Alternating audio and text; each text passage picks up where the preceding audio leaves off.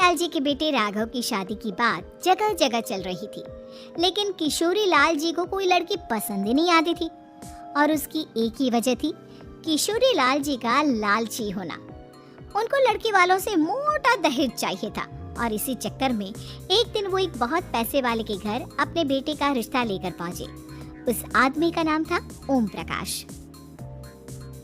देखिए किशोरी लाल जी, मेरी एक ही बेटी है और मेरी सारी संपत्ति जायदाद सब कुछ मेरी बेटी नैना का ही है। पापा, नाम से लगता है बहुत खूबसूरत होगी। कितना अच्छा नाम है ना, नैना। वैसे बात तो सही है आपकी। अब इतना पैसा है, जमीन जायदाद है, इकलौती बेटी, आप भी क्या करेंगे? सब कुछ उसे ही देंगे ना। बिल्कुल ठीक पहचाना आपने। बस बेटी की शादी और सारी जायदाद उसके नाम। पापा, बिना देखे हाँ कर दीजिए ना। इतना अच्छा रिश्ता फिर कहाँ मिलेगा? माला माल हो जाएंगे हम। मैं अपनी बेटी को बुलाता हूँ।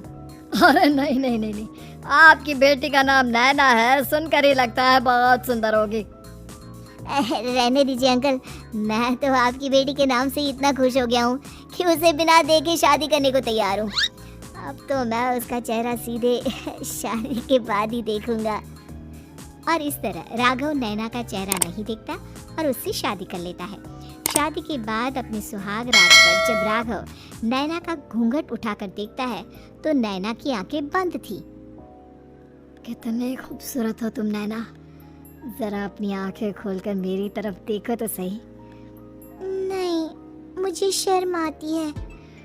अरे मैंने तुम्हें शादी से पहले भी नहीं देखा, और अब अगर तुम आंखें खोलकर मुझे देखोगे भी नहीं तो मुझे अच्छा कैसे लगेगा? इससे पहले कि नैना अपनी आंखें खोलकर राघव की तरफ देखती, अचानक से लाइट चली गई और राघव नैना को पूरी तरह से देख भी नहीं पाया। अगली सुबह नैना राघव के लिए नाश्ता बनाकर लेकर आई। अरे ये क्या, आधा पराठा सेका हुआ है और आधा बिल्कुल कच्चा। ये तुमने क्या किया नैना? बहू, तुमने क्या आधा पराठा तवे से नीचे लटका कर रखा था जो आधा सेका है और आधा कच्चा? मुझे जितना दिखेगा उतना ही तो सीखूंगी ना पापा जी। जहाँ जहाँ मुझे नजर आ रहा था वहाँ मैंने सीख लिया, जहाँ जहाँ नहीं दिखा वहाँ कच्चा रह गया होगा। इसका क्या मतलब है? ये कैसा मजाक कर रही है तुम? अरे बहू, तुमने इतना लंबा घूंघट क्यों लगाया हुआ है? देखो, हमारे घर में बहुओं को बेटी की तरह रखा जाता है, और फिर तुम तो इतना सारा माल लेकर आई हो। देखो, ये घूंघट डाल कर रखने की कोई जरूरत नहीं है। हाँ नैना, पापा जी ठीक कह रहे हैं, तुम तो आराम से रहो, अपना ही घर समझो। नैना अचानक से अपना घूंघट उठा लेती है। अरे ये क्या पापा, नैना की तो एक आंख फूटी हुई है। नाम से नैना, लेकिन ये तो कानी बहू निकली। मेरे साथ धोखा हुआ है, धोखा। बिना दिखाए अपनी कानी लड़की मेरे संग ब्याह दी। मुझे कानी बीवी नहीं चाहिए। मुझे अभी ओम प्रकाश जी से बात करनी पड़ेगी। आखिर उन्होंने मेरे साथ ऐसा किया क्यों? अरे आप लोगों ने ही तो पापा से कहा था कि आप लोग शादी से पहले मुझे देखना नहीं चाहते। अब मेरे पापा पर क्यों इल्जाम लगा रहे हैं? अरे लेकिन उन्हें बताना तो चाहिए था ना कि तुम कानी हो, एक आंख से तुम्हें दिखाई नहीं देता। किशोरी लाल और राघव नाराज होकर ओम प्रकाश को अपने घर बुलाते हैं। पापा जी, ये आपने क्या किया? शादी से पहले बताया क्यों नहीं कि नैना की आंखों में परेशानी है? अरे आप ही ने तो लड़की देखने से मना कर दिया था। और लेकिन आप बता तो सकते थे। आपको तो हमारी बेटी की प्रॉपर्टी चाहिए थी, वो भी पूरी की पूरी। अब क्या हुआ अगर उसे आधा दिखाई देता है? प्रॉपर्टी तो आपको पूरी मिल गई ना। अरे ये क्या बात हुई?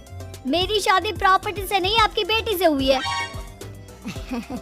अब ये तो पहले सोचना चाहिए था, तब तो मेरी प्रॉपर्टी देखकर तुम्हारी जुबान लपलपा रही थी। लेकिन मैं कानी लड़की को अपनी बीवी बनाकर नहीं रख सकता। पापा कुछ करिए ना आप। हाँ करता हूँ। देखिए ओम प्रकाश जी, आप हमारे साथ ऐसा नहीं कर सकते।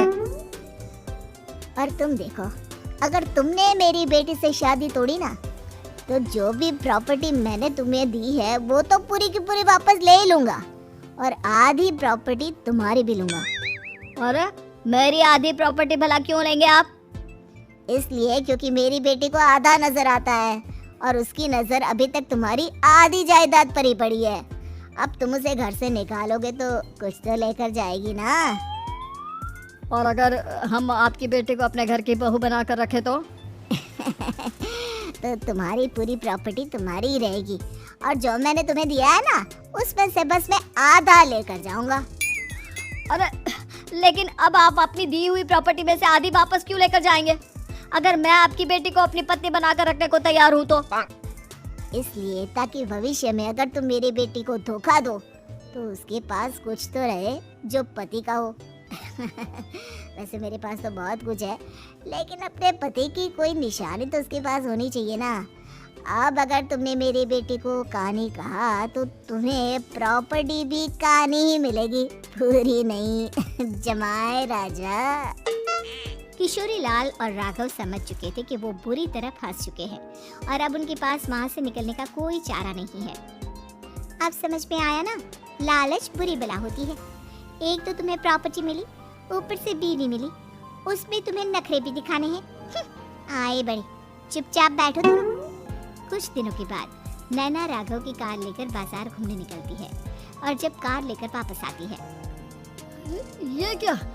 एक तरफ से मेरी गाड़ी पूरी खराब हो चुकी है। लगता है तुमने मेरी गाड़ी को किसी दूसरी गाड़ी के साथ एक्सीडेंट किया है। अरे अरे कितना बड़ा नुकसान कर दिया तुमने बहू। वो क्या है ना पापा जी, मुझे एक आंख से दिखाई नहीं दे रहा था, सामने से गाड़ी आ रही थी। मुझे तो सिर्फ आधा ही दिखाई दिया और वो गाड़ी मेरी कार से रगड़ते हुए निकल गई। अब मैं क्या करूं बताओ? आप इसे ठीक कराने के पैसे कौन देगा? तुम्हारे पापा। तुमने मुझसे इस तरह से बात की? अभी रुको। नैना राघव की शिकायत ओम प्रकाश को कर देती है। देखो राघव, अब जो मेरी आधी प्रॉपर्टी तुम्हारे पास थी ना उसमें से आधी और मैं लेकर जाऊंगा क्योंकि तुमने मेरी बेटी को डांटा। अरे नहीं नहीं पापा जी, गलती हो गई, माफ कर दो। गलती की तो कोई गुंजाइश ही नहीं। अगली बार मेरी बेटी को डांटा तो बची हुई आधी में से आधी और ले जाऊंगा। लालच के चक्कर में हम दोनों ने बहुत बड़ी गलती कर दी बेटा।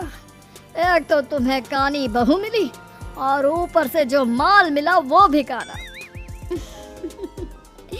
इस तरह राघव की हर एक गलती पर ओम प्रकाश उसकी प्रॉपर्टी का आधा आधा हिस्सा लेकर अपना सारा माल वापस ले गया और राघव को कानी बीवी से काम चलाना पड़ा।